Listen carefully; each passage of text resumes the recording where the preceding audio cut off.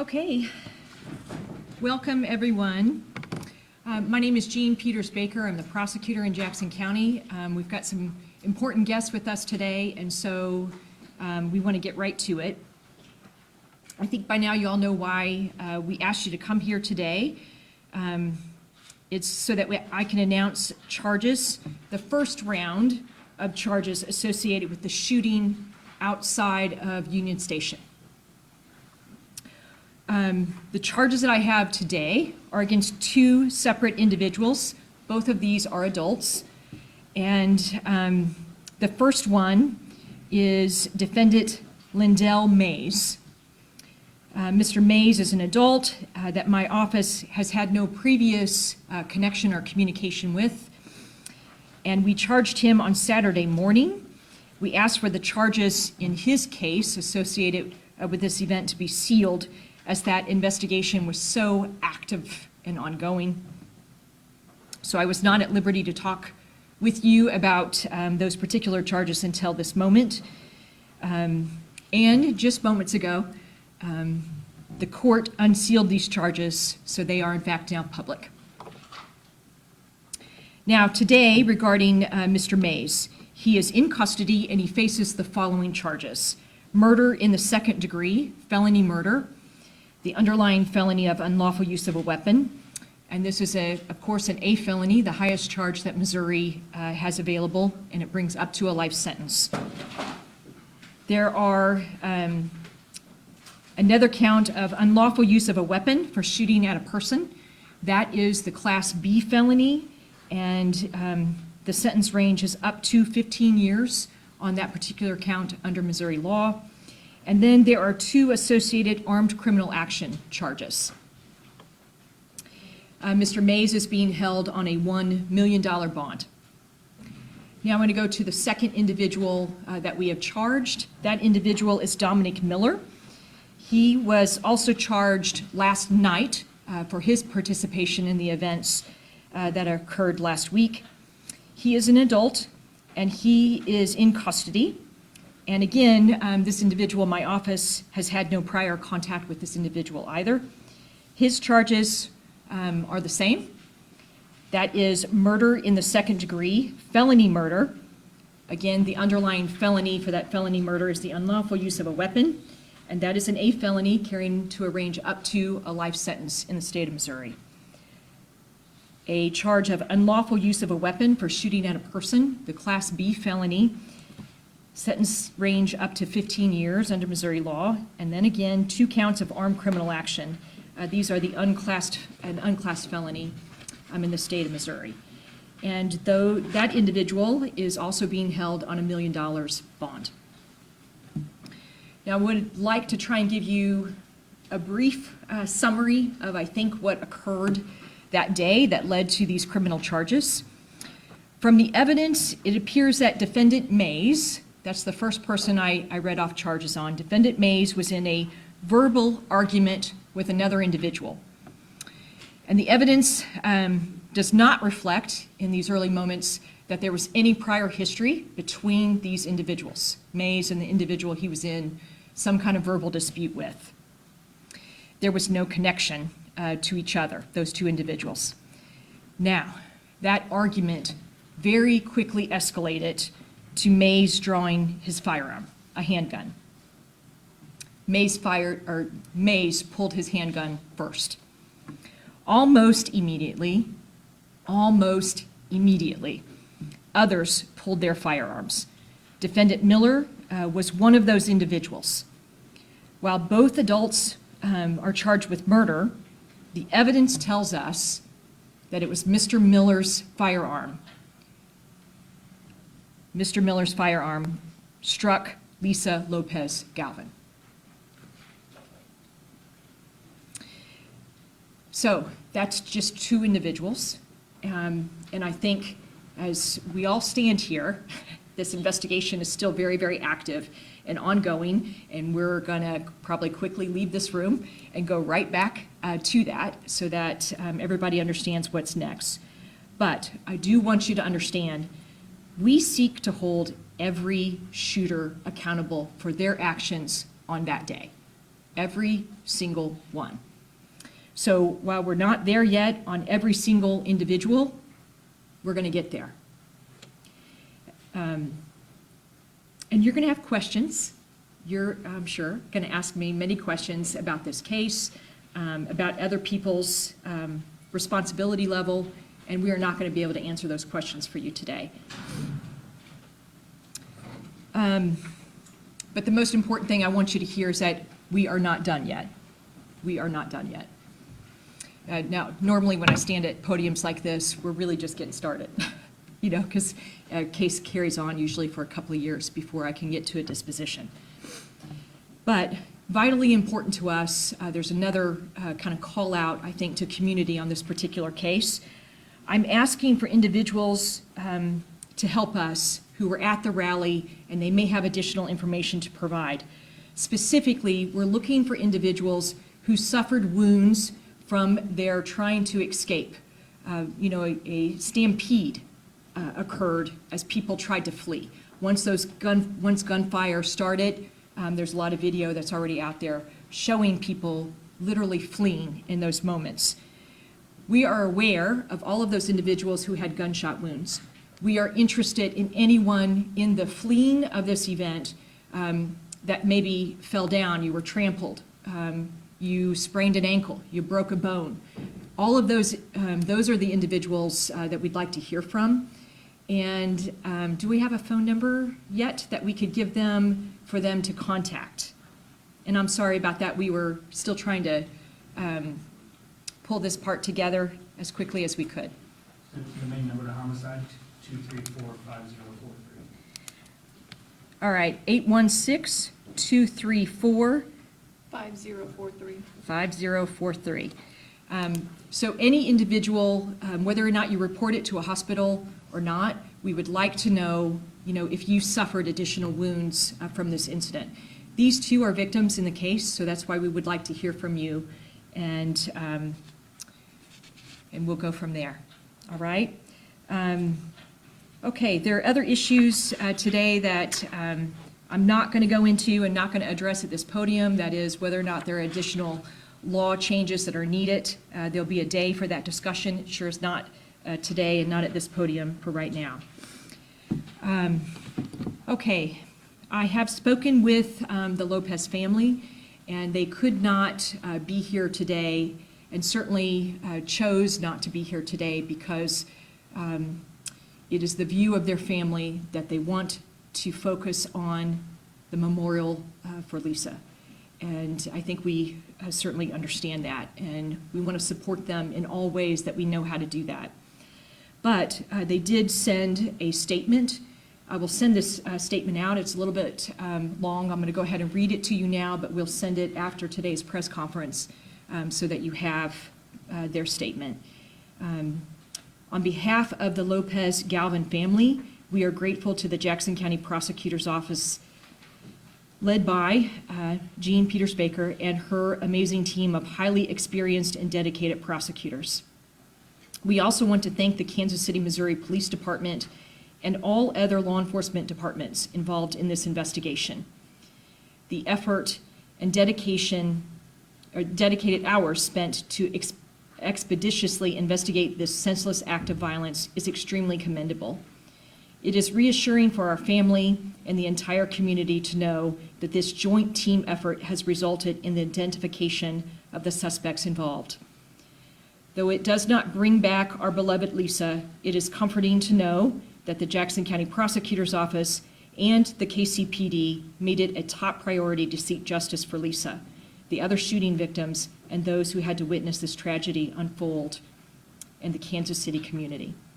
Like I said, we will make that available to you in just a bit, so you will have more information.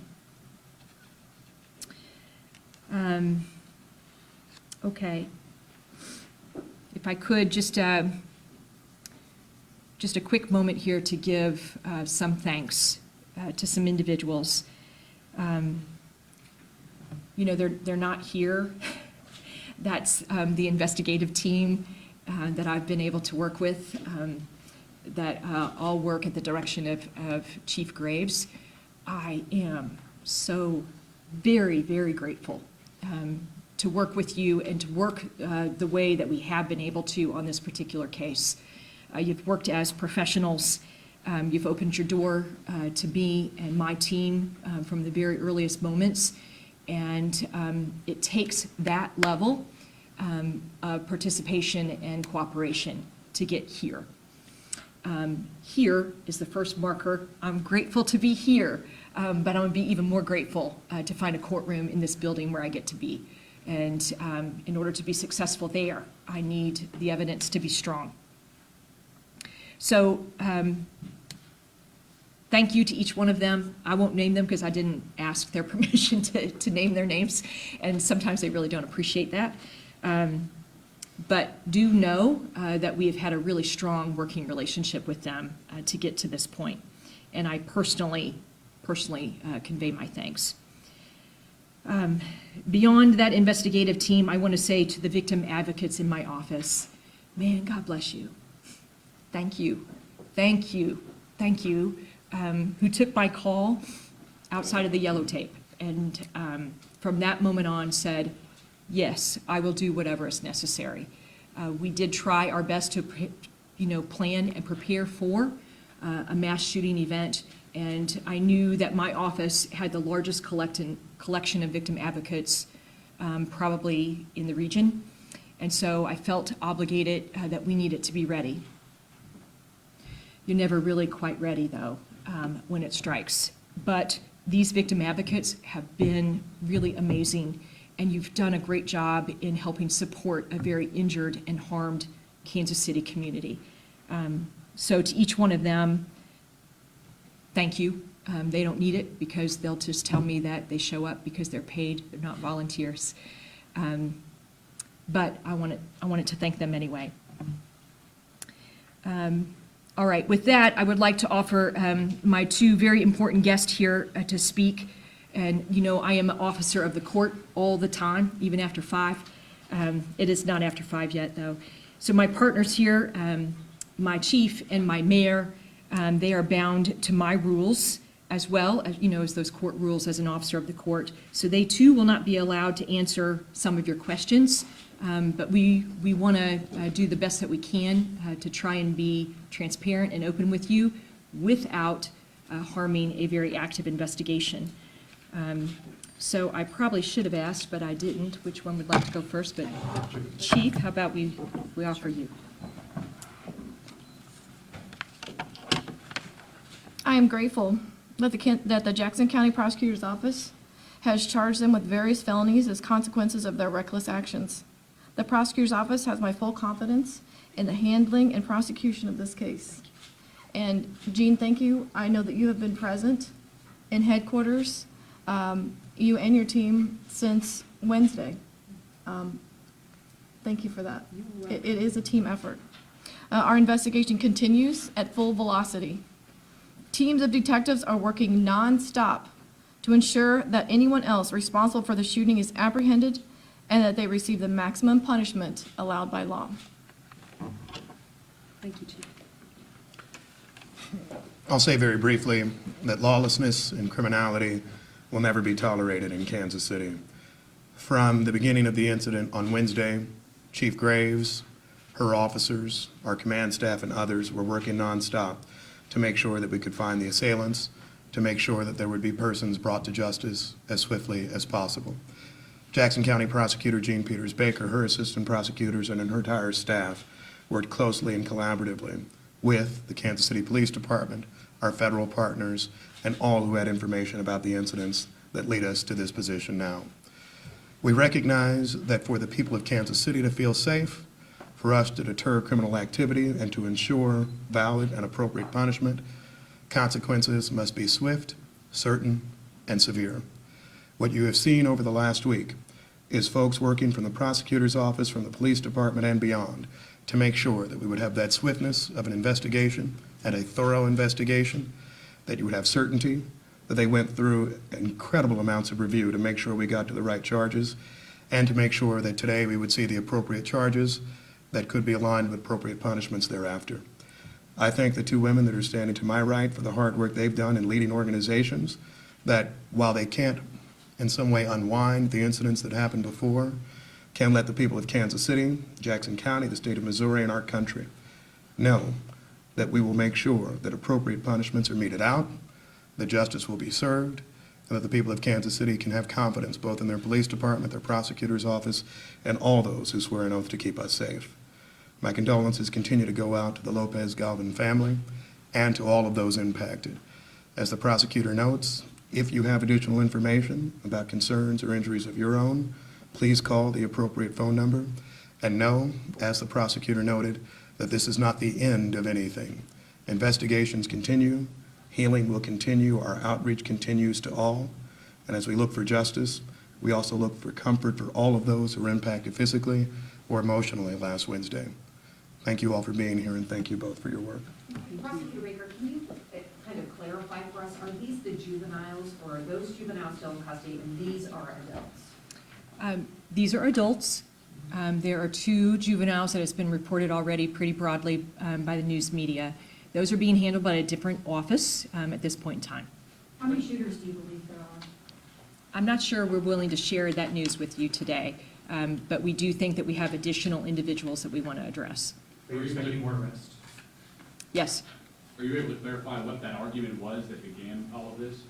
No, we cannot. You can obviously see that there is, some kind of verbal argument occurring, and it just turns deadly. Can you tell us about the Millers still in the hospital, or either of them in the hospital, I mean? Yes, both. They both are. Can you tell us about the number of weapons recovered and what they were? I don't think that we're willing to go there today, given the stage that we were at. I think we'll be able to provide that information pretty soon, but not yet. Were these 2 in the same group? No. No. To clarify, they didn't know each other at all. That is our evidence, that they did not know each other prior to the events that led right up to the shooting. Are the juveniles in different groups as well? So, I don't like necessarily the word groups necessarily, but we are clustering people together. And so, yes, there are some individuals that are connected with the juveniles in our overall, in this overall crime scene. So, again, I'm not trying to be vague. I know you want answers, but that's as much as information as we can give in these moments. Anything else I can answer outside of the individuals charged today? You think they're in the hospital, Jean? Correct. Okay, but they're being held on $1 million bond. That's correct. Okay, so presumably they're in a hospital where there's a large security guarding them? Yes, there are officers guarding them. If Miller is believed his firearm shot and killed Ms. Galvin, why are the charges the same for the 2 adults? Because felony murder is a charge that is available, and it is the same punishment level as conventional murder. What are Miller and Pace's ages? Are you willing to say that? I don't know that off the top of my head, so I cannot give that to you in this moment. All right, anything else we might be able to answer before? When were these 2 arrested? I think both of them, because they have been hospitalized for injuries, that they have been in custody since, or not technically in custody, but they've been at a hospital receiving treatment since the beginning of this event. Have they been released since? No, So these individuals still in the hospital, correct? that's right. Now, were these persons, obviously, they were shot. Can you describe the injuries that they had? Not No, certain. I can't. Honestly, I'm just not able to provide that information at this time, because that's just not in my full orbit of information in this second. You said your office had no contact with either of the 2 of them. Have the police had contact with them prior to this? Not that I am aware of. I believe one of them may have had some other incident at a city level, not in Kansas City. Okay. Chief, just 1 month ago, you were doing a press conference about the amount of homicides we've had. You said we have a culture of gun violence in Kansas City. Can you speak to that now that we are here? The statement that I made then stays the same. And if you look at some of our homicides that we had last year, 67 of them were from an argument. I think that speaks for itself. Okay, look, we appreciate all of you. Mayor, I'm sorry, did I cut you off? So just to clarify, these are adults, were they working in concert with the two juveniles? What is their relationship between those who are currently in custody?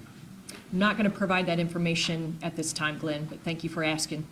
All right, thank you very much for being here, everybody. We appreciate you. I know you came on really short notice, and as we are allowed to update, we will update you further. There will be additional information that goes out through the another press statement by my office. That will be the statement of the Lopez family, and also the number to contact if you have sustained any other kind of injury outside of a gunshot injury in the stampede leaving this event. All right? Thank you so much, everybody. We appreciate you.